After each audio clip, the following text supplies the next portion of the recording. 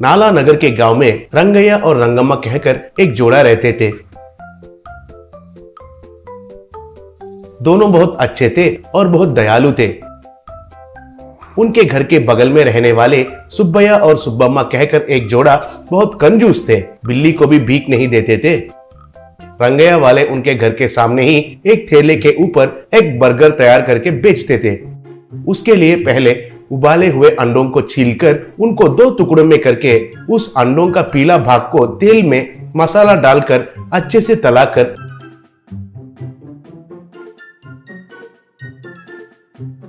अंडों के बीच में वो मसाला डालकर बर्गर जैसा बनाते थे। सुब्बैया वाले भी उनके घर के सामने एक ठेले के ऊपर डोसा और इडली बनाकर बेचते थे। वे इतना कंजूस थे कि अगर ठेले पर इडली बच गए तो वो खाकर उनका भूख मिटाते थे, अगर नहीं बच गए तो खाली पानी पीकर पेट भरते थे, लेकिन घर में तो खाना नहीं पकाते थे। एक दिन सुब्बैया और सुब्बम्मा भूख मिटाना है कहकर उनके घर में एक पेड़ के पास आए। तब वो पेड़ के ऊपर से एक फल रंगैया के घर में गिर गया। वो देखकर उसके लिए सुब्बैया दीवार से कूदा। वो फल लेने के लिए देखा तो रंगैया के घर के रसोई का खिड़की थोड़ा खुला हुआ दिखाई दिया और अच्छे से खाने का खुशबू भी आने लगा।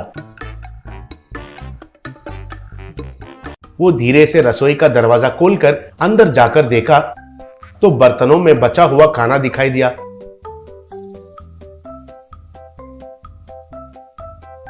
वो एक कपड़े में उनको बांधकर वापस दीवार से उनके घर में कूदा। घर में बीवी से जो हुआ वो कहा तो उसकी पत्नी उसको बहुत तारीफ करने लगी। दोनों मिलकर खुशी से खाना भी खाए। अगले दिन दोनों रंगैया के घर में कोई झगड़ा होगा है कहकर देखने लगे, लेकिन कोई आवाज भी नहीं आया था। तब रंगम्मा, क्यों जी, उनके घर में खाने के लिए कोई गौर नहीं किया लग रहा है।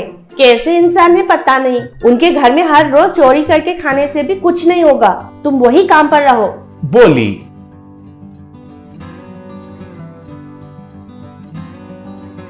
उस रात को भी सुब्बैया दीवार से कूदकर दरवाजे के पास गया। उसे थोड़ा धकेलते ही वो दरवाजा खुल गया। अंदर जाकर फिर से खाना चुराया। ऐसे तीसरा दिन भी चुपके से जाकर उधर देखा तो उधर उसे कुर्सी और उसके सामने पत्ते में खाना परोसकर दिखाई दिया। वो हैरान होकर उस खाना को भी चुराया।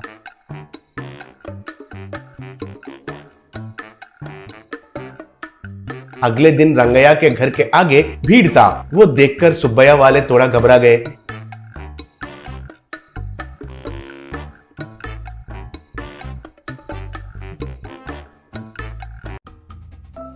धीरे से वे नजदीक जाकर क्या हो रहा है देखने लगे। तब सुब्बैया लोगों से, हमारे घर में हर रोज भगवान आकर खाना खाकर जा रहे हैं, वो कहने के लिए ही आप लोगों को बुलाया, कहा। वो सुनकर सुब्बैया वाले अंदर ही अंदर बहुत हंसने लगे। तब एक आदमी, क्या भगवान आकर खाना खाया, ये आप क्या कह रहे हैं जी, पूछा।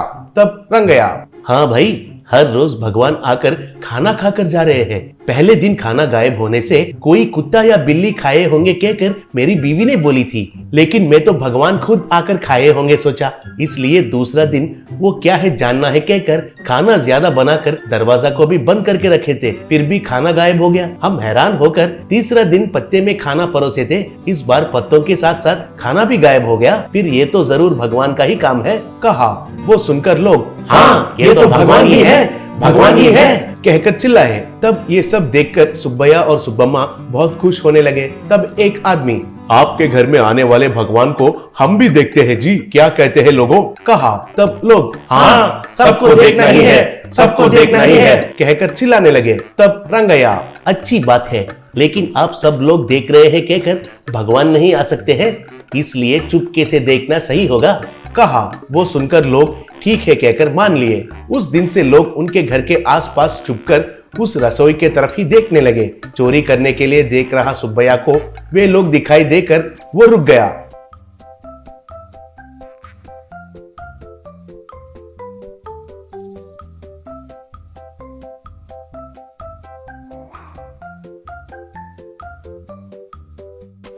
कितना दिन होने से भी वे लोग उधर से नहीं जा रहे थे। एक दिन कोई भी नहीं दिखाई देने से सुब्बम्मा, क्या जी ऐसे देख रहे हो, उधर कोई भी नहीं है, जाकर खाना चुरा कर लेकर आओ। बोली। तब सुब्बैया, क्या लाना है, कहां कहां चुपके से देख रहे हैं कहकर हमें कैसे पता चलेगा, अगर पकड़े गए तो खूब मारेंगे रे, कहा।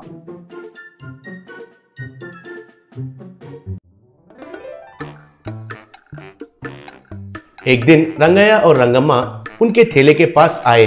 तब रंगैया, कैसे किस्म के लोग हो आप चोरी किया है कहकर पता चलने से भी मैंने कुछ नहीं किया, लेकिन आपने रुके नहीं, चोरी करके खाना क्यों खा रहे हो दरिंदर के जैसे, इसलिए आपको सबक सिखाना है कहकर लोगों को भगवान आकर खाना खाकर जा रहे हैं कहकर यकीन दिलाया। अब से लोग ही हमारा घर का रक्षा करेंगे, कम से कम अब से बुद्धि बदल कर अच्छे से जीना सीखो, कहकर डांटा। उससे सुब्बैया और सुब्बम्मा सर झुकाकर शर्मिंदा होने लगे। एक गांव में कपाड़िया नाम का एक धनवान रहता था। उसके कई किस्म के बिजनेस थे। उनमें से एक बिजनेस था किसानों से सब्जियां और फल खरीदना, उन्हें अपने गोदामों में रखकर बाद में ट्रैक्टरों में और ट्रकों में दूसरे गांवों में भेजना। किसान चाहे जितना भी बढ़िया सब्जी लेकर आते, उसकी आदत थी कि कोई ना कोई बहाना करके उनसे कम दामों में वो सब खरीदता था। उसी गांव में चकमा नाम का एक गरीब किसान रहता था। वो भी अपने खेत में सब्जी उगाता था। वो किराए में एक ट्रैक्टर को लेकर उन सब्जियों को ट्रैक्टर में डालकर बाजार में ले जाकर बेचता था।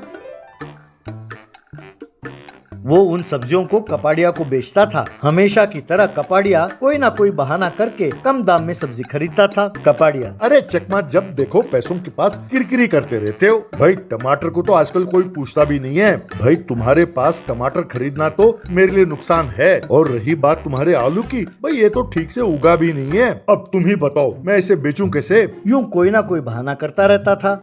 चकमा भगवान को बहुत मानता था। वो हर रोज बिना भगवान की पूजा किए घर से बाहर नहीं निकलता था।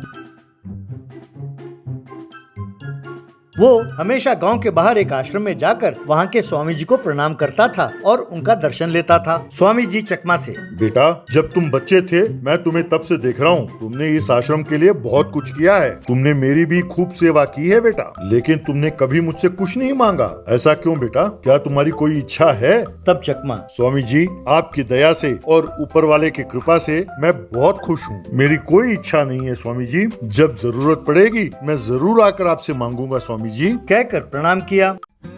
एक बार चकमा के खेत में आलू की बहुत अच्छी फसल हुई।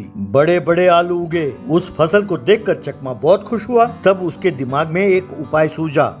तब वो सीधा कपाड़िया के पास गया और कहने लगा, कपाड़िया जी, अगर आप बुरा न माने तो मुझे आपसे कुछ कहना है। इस साल मेरे खेत में आलू की फसल बहुत अच्छी उगी है। मैंने बाजार में पूछा तो पता चला कि 1 क्विंटल का दाम 2400 रुपए है। यदि आप मुझे क्विंटल के 2000 रुपए देंगे तो वो आलू मैं आपको ही दे दूंगा। मैं भी ट्रांसपोर्ट का पैसे बचा लूंगा ना साहब, यूँ दोनों का मुनाफा हो जाएगा। बस कपाड़िया ने चकमा को लात मारा और उसके गिरेबान को पकड़कर, सब्जी उगाने वाले कुत्ते, तू मुझसे तोल मोल करेगा, तू मुझे धमकी देता है।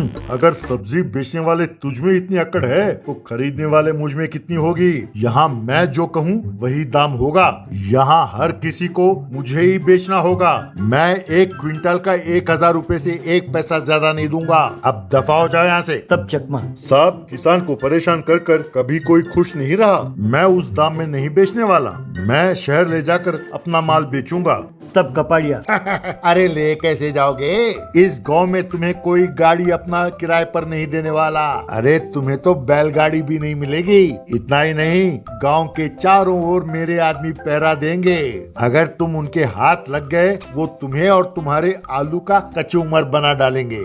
अब दफा हो जाए यहाँ से, कहकर उसे धक्का मारकर भेज दिया।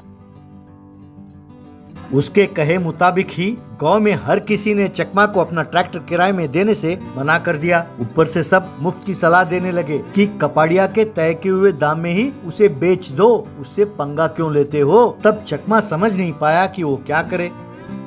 वो सीधा स्वामी जी के पास गया और उन्हें अपना दुखड़ा सुनाने लगा। स्वामी जी, बड़ों ने कहा है, विनाश काले विपरीत बुद्धि। अब तुम्हें वरदान देने का समय आ गया है बेटा, तुम मना ना करना। कहकर स्वामी जी ने जैसे ही अपना हथेली घुमाया, उनकी हथेली में एक छोटा सा ट्रैक्टर प्रकट हुआ।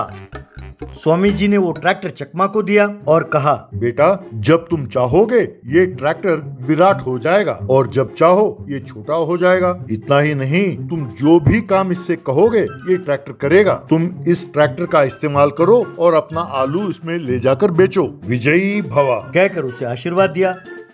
यूं चकमा उस ट्रैक्टर को अपने खेत में ले गया और उसे जमीन पर रखकर उसने इच्छा प्रकट की तो वो ट्रैक्टर बड़ा हो गया। ट्रैक्टर के पीछे 4 पहिए थे और ट्रैक्टर खूब बड़ा था।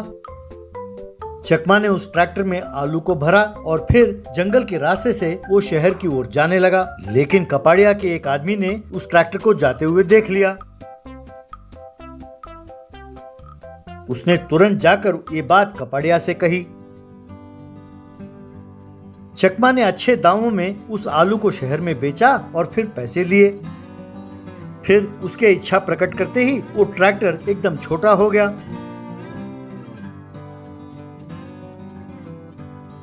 वो उस ट्रैक्टर को लेकर बस में घर के लिए रवाना हुआ। एक जगह चेकपोस्ट रखकर कपाड़िया और उसके आदमियों ने बस को रोका।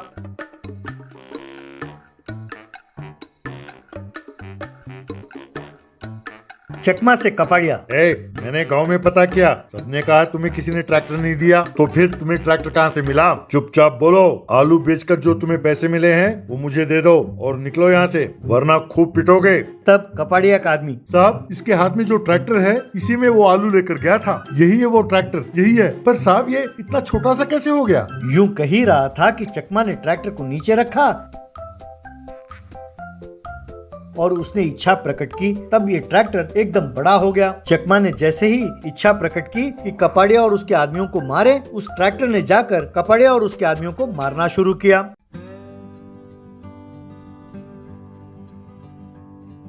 बस वो सब डर के मारे वहां से भाग गए।